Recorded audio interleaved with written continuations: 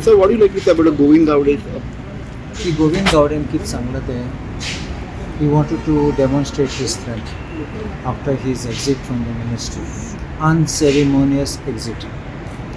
He was kicked out, but he wanted to show that he is with the people and I still have the strength of my people.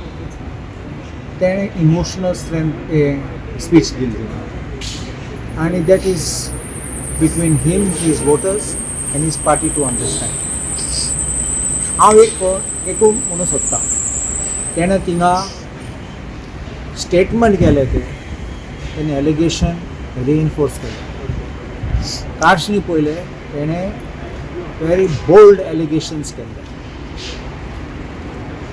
Reaction कितें जालां ते एलिगेशनाचो उतर आसा आज पासून कोणें reply केलो drop केलें तें सोड. But sitting minister allegation kottanna it is more serious than opposition or even an MLA making this allegation. And therefore I think BJP needs to give an answer to those allegations which he has made, clarify on each aspect which he has raised, and then I think the people of Goa will be satisfied. तुम्ही ऐकला phrase the nation wants to know, आता Goa wants to know.